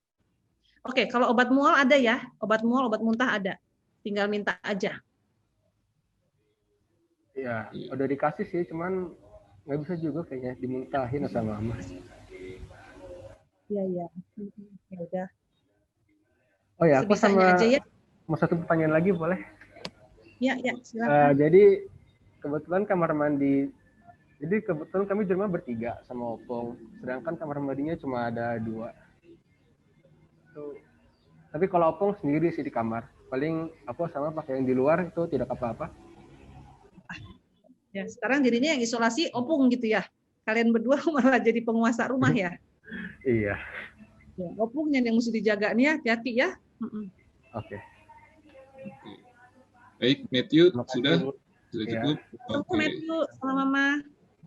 Ya, makasih. Ya, makasih. Pak. Tadi Bu Meris ya. Tadi mati ya, maaf ya Pak. Tadi ya nggak apa-apa Bu. Mati baterainya. Aku cuma sederhana aja untuk kita yang tidak bergejala dokter. Terus kita kan butuh suplemen. Nah ini kalau vitamin D ini kita bisa pakai yang berapa IU? 5.000 IU tuh ketinggian nggak dok dengan umur 54? Gitu aja pertanyaanku dok biar nggak salah makan. Oh suplemen. Langsung ya Pak Dewe. Ya silakan Bu langsung. Makasih Pak Dewe. Melin, hati-hati dengan usia ya. Kalau 5.000 usia kita hati-hati. Ada efek sampingnya juga mungkin. Ya, kalau anak muda masih mungkin aman. Kemampuan dia menyerap dan mengolah vitamin D-nya masih bisa. Tapi kita yang udah umur segini, kalau bukan COVID dan tidak ada gejala, 2.000 sampai 3.000 cukup. Lebih aman lagi kalau jemur aja. Saya sih jujur nih 1,5 tahun pandemi nggak pernah minum multivitamin kecuali CDR kalau lagi capek. Ya, saya lebih percaya vitamin D lebih mudah diserap yang dari sinar matahari. Oke, baik. Bu Meris. Jarang keluar dok, maksudnya kita jarang keluar ya. Orang yang berjemur gitu, maksudnya kerja, tapi kita nggak khusus berjemur untuk itu. Di belakang rumah aja. Belakang rumah aja. Kalau yang putih, yang kulitnya putih, nih saya lihat yang putih apa nih? Bu Kikia, Bu Lukia. Nah, ini nih ya, 10 menit aja udah langsung dapat 2.000 loh. 2.000 IU. Kalau Pak cewek mungkin setengah jam baru dapat segitu. Jadi makin hitam, lama nyerapnya. Ketahuan saya nggak pernah berjemur ya, Bu. Betul, malah nggak bisa ya, Bu ya? Kalau bicara berjemur nih. Itu untuk yang berumur segitu nggak boleh ya? Berarti saya harus kembaliin, Bu. Judulnya begitu. Kalau Ibu mau minum 2.000 cukup, Bu.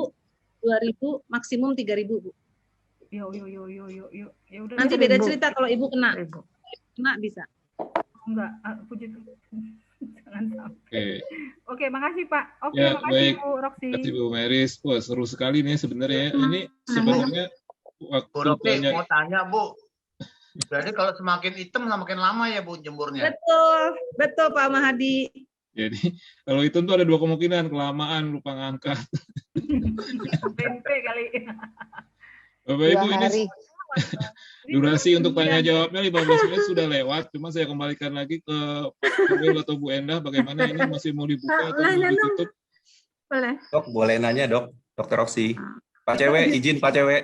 Oh ya, silakan Mbak Basi, monggo. Ya, Dokter Rosi, ini untuk yang orang sudah sembuh dari COVID ya, sudah sembuh dari COVID, kan ada beberapa orang bilang, maksudnya dari WHO bilang 3 bulan baru boleh vaksin. Tapi ada yang bilang bahwa 1 bulan kalau misalnya sehat dan sebagainya bisa. Nah ini yang mana ya, Dokter Roksi? Thank you. Baik, ini pertanyaan penting ya, Pak Cewek, kasih. Ini penting ini. Ya, siap. Ya, oke.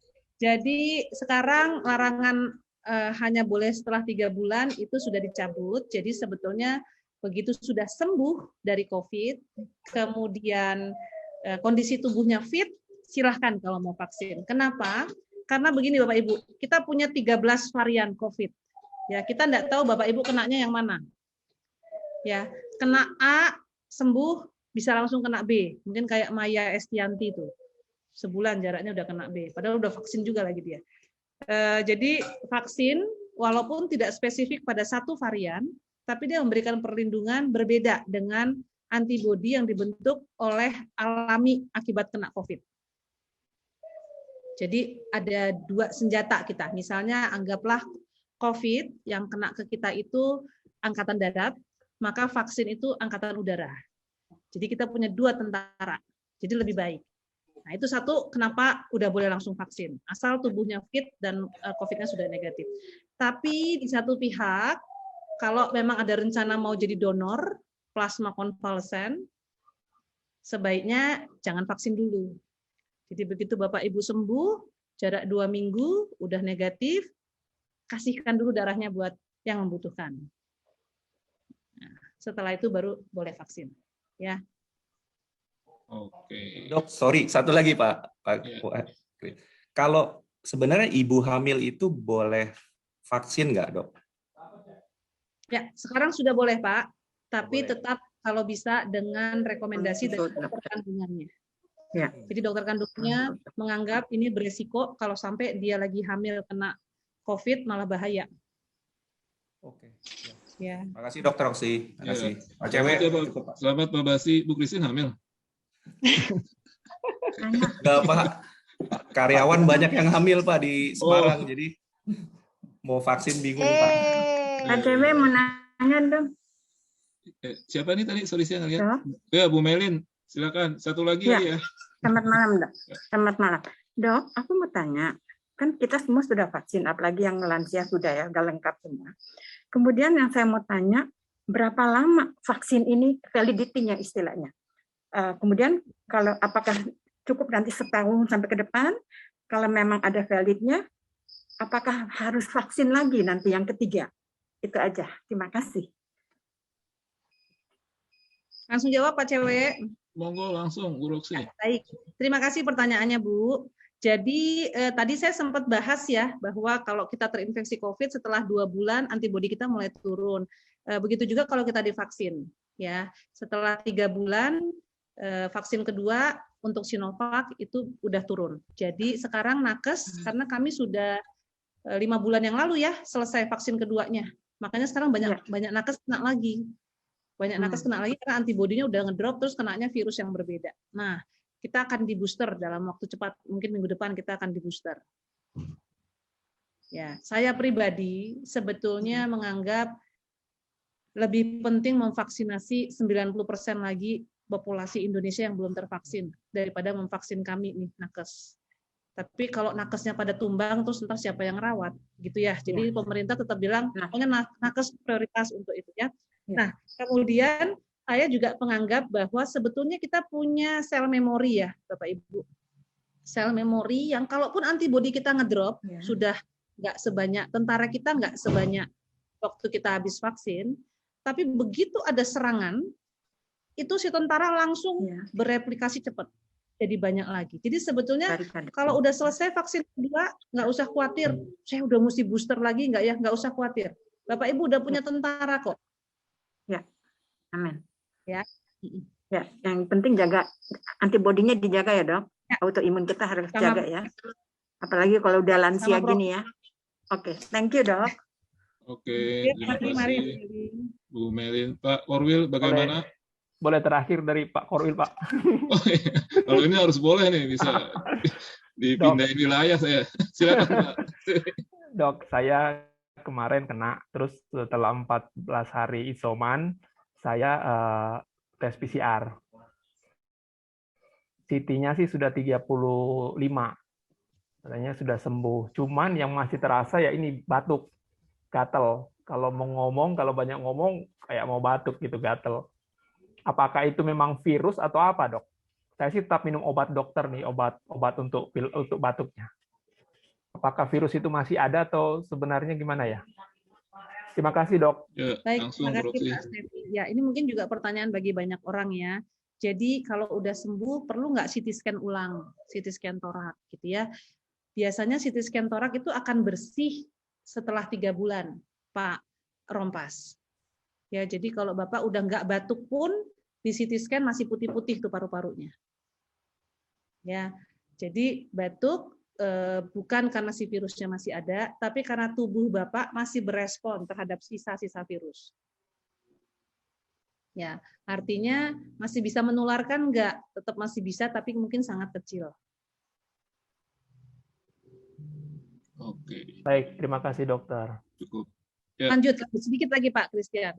Ya. Artinya kalau masih batuk perlu nambah lagi nggak antivirusnya? Karena ini penting.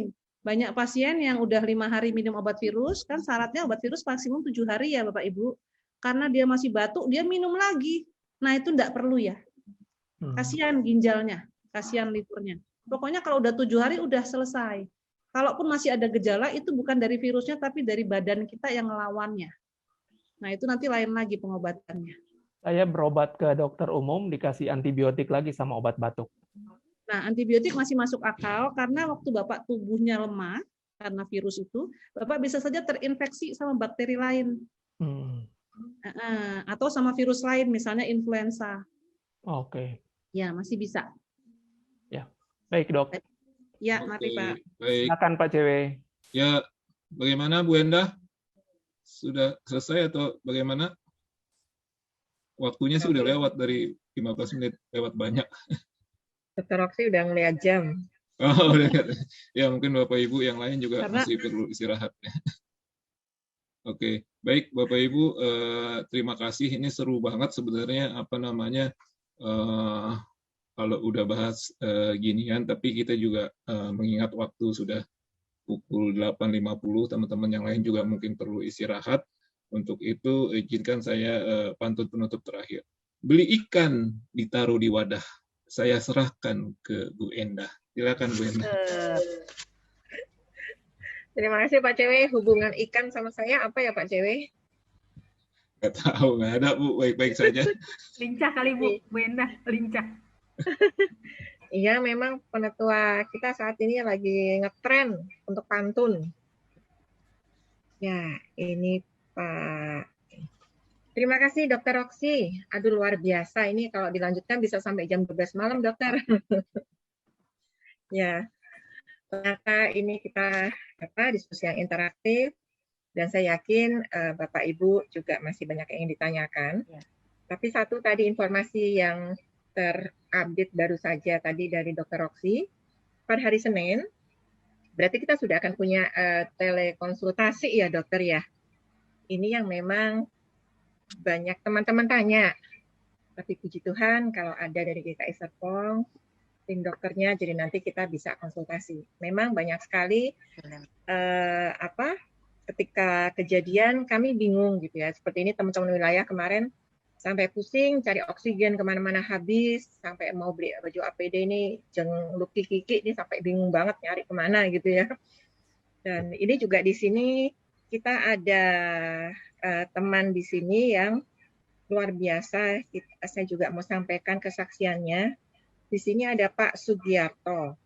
Beliau ketua Yayasan Lentera GKI Pamulang. Pak Sugi, monitor. Dan ini termasuk malam, ya. Nah, malam ada suaranya.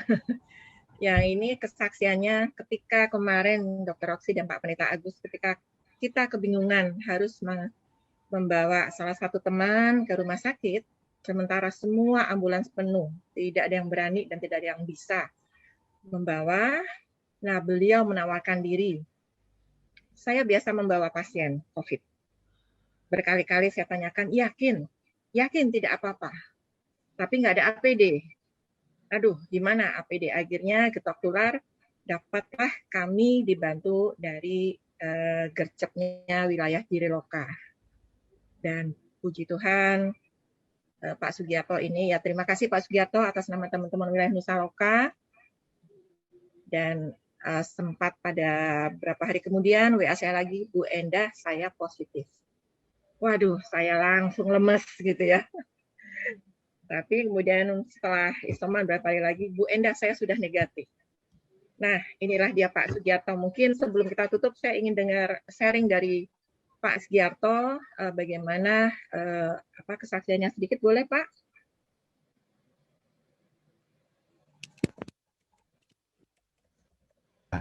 Selamat malam semuanya. Malam, Pak. Selamat malam Pak Korwil. Selamat malam Bu Endah. Selamat malam Dr. Roksi. Terima kasih. Jadi sebetulnya rupanya saya sudah kena COVID.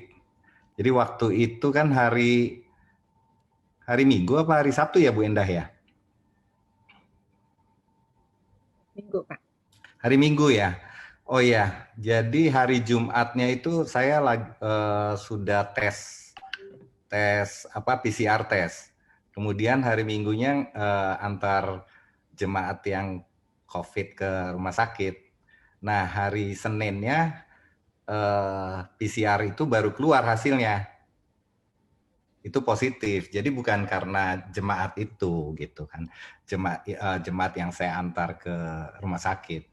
Tapi memang sebelum-sebelumnya ada 3 kali saya ngantar orang pasien COVID itu ke rumah sakit. Tapi udah lama itu, setahun yang lalu. Nah, waktu antar itu kebanyakan kita pakai APD sama buka kaca jendela. Kalau di Pamulang ada timnya gitu kan, seperti itu. Karena waktu itu juga pas ambulans lagi penuh-penuhnya juga, nggak bisa. Kalau saya kena positif COVID itu karena saya close kontak di kantor. Jadi waktu itu banyak sekali di kantor yang kena. Dan setelah tracing ternyata ngobrol sama saya. Jadi banyak kena. Tadi saya ingin berterima kasih sama Dr. Roksi tadi saya mendengarkan full, bagus sekali itunya pencerahannya. Memang benar kebanyakan orang-orang yang terpapar itu karena makan bersama, baik di kantor bahkan di rumah sakit, juga di klinik di Lentera itu. Kalau kita waktu kerja biasanya kita ketat prokesnya. Cuman setelah kerja biasanya kita makan itu lupa. Nah, disitulah kita terkena. Juga dokter-dokter di rumah sakit tuh mereka pada waktu kerja mereka ketat pakai prokes. Setelah itu mereka makan bersama atau di rumah biasanya mereka kena terpapar gitu. Itu betul itu. Nah, halo. Ya, dengar. Oh iya. Ya, itu aja sih kesaksian saya. Kemudian anak saya kan dokter juga. Waktu itu sama-sama sama anak saya Gaby, dia dokter lagi PPDS di UI RSCM di kandungan, Departemen Kandungan Kebidanan. Waktu itu dia kerja di tugas di RSUD Kerawang. Tiap hari ya dia menemuin banyak pasien COVID ya kan di kandungan itu. Tetapi setelah kerja biasanya pulang itu ikut saya di Cikarang kan, dari Kerawang ke Cikarang. Saya antar jemput gitu kan, setiap tugas ke sana. Nah, itu buka masker, bersama saya buka masker. Nah, dia juga kena COVID rupanya. Kenanya ya bukan karena di rumah sakit, tapi karena terpapar oleh saya gitu kan. Karena nggak pakai masker di rumah. Seperti itu. Jadi sangat penting buat kita, walaupun kita udah fokus pakai masker dan prokesnya ketat, tapi pada waktu makan atau pada waktu istirahat, itu biasanya kita lengah. Gitu. Ya itu aja sih kesaksian dari saya. Oh iya, satu lagi, saya dan anak saya ketika isoman itu tidak sampai timbul gejala. Mungkin karena sudah vaksin itu. Karena vaksin udah selesai 2 kali. Sampai 10 hari terus bebas vaksin. Itu Bu Endah dan teman-teman. Baik, terima kasih Pak Giarto. Kesaksiannya juga semakin menguatkan kita bahwa saat ini memang prokes menjadi salah satu lifestyle yang memang kita harus beradaptasi, kita jalani dan kita makin perketat. Apalagi tadi dengan virus varian Delta yang Dr. Roksi sampaikan, ya mau nggak mau ya kita harus bersabar, ya jangan buru-buru merubah gaya hidup yang sudah menjadi seperti dulu lagi. Kita memang harus berubah gitu ya saat ini. Iya. Ya, baik Bapak Ibu kesaksiannya dan terima kasih juga teman-teman pengurus wilayah Nusa Loka yang saat ini sudah semakin bergiat dan memang kesehatian kemudian saling melayani itu menjadi kunci utama bagaimana kita bisa menghadapi situasi-situasi saat ini dan juga beberapa WA antara lain waktu itu sempat saya baca kami ada untuk sahabat. Nah, itu yang Pak Korwil saat ini luar biasa. Terima kasih Pak Korwil dan teman-teman pengurus. Dan yang saat ini ada hadir, semoga bisa mendapat pencerahan, khususnya tadi setelah penguatan iman dari Pak Pendeta Agus Wijaya, ditambah secara medis dari Dr. Roksi. Dan terima kasih sekali lagi kepada narasumber kami yang luar biasa malam hari ini. Dan sebagai penutup, kita akan bersama-sama bersatu dalam doa penutup. Kami mohon boleh Ibu Sus, boleh menutup untuk acara malam hari ini. Dan nanti setelah doa penutup, jangan keluar dulu Bapak Ibu, kita akan foto bersama. Pada Ibu Sus, Ibu Tutunggo Bu, monggo. Bentar, Mbak.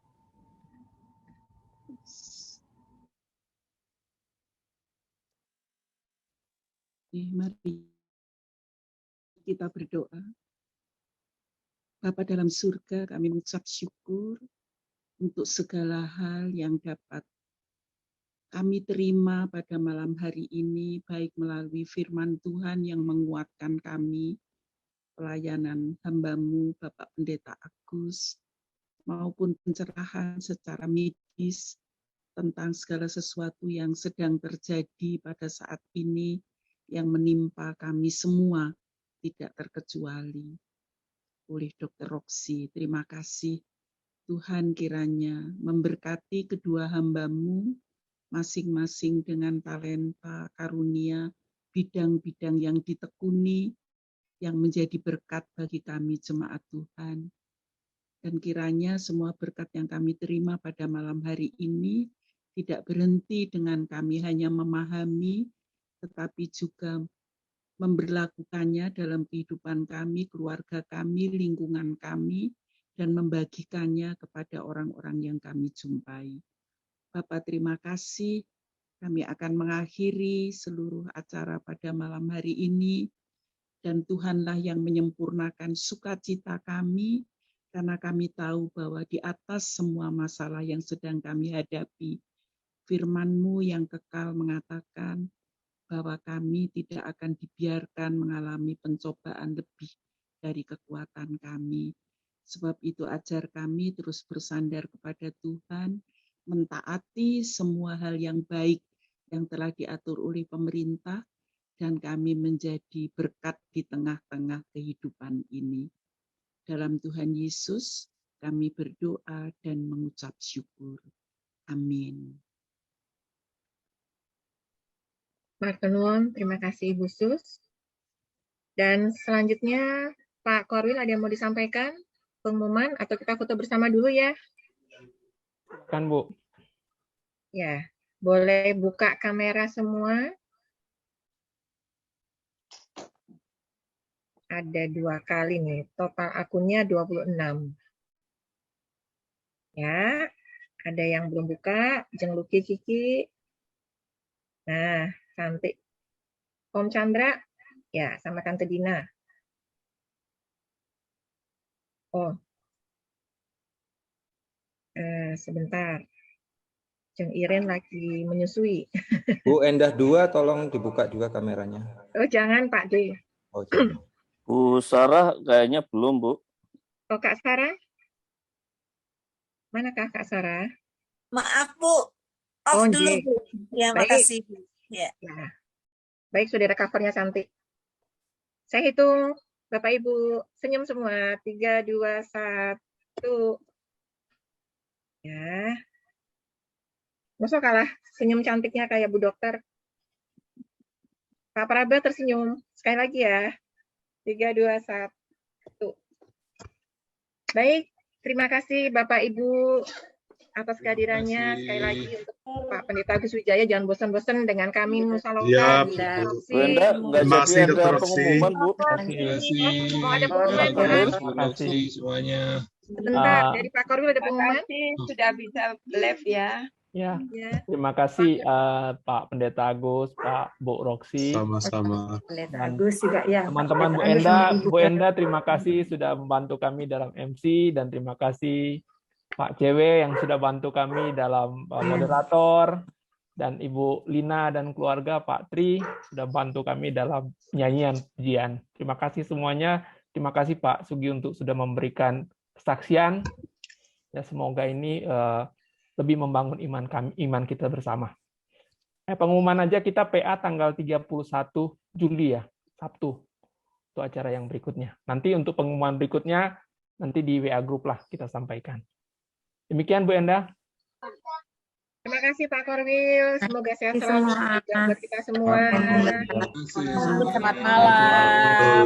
Malam. Sampai Terima Terima kasih.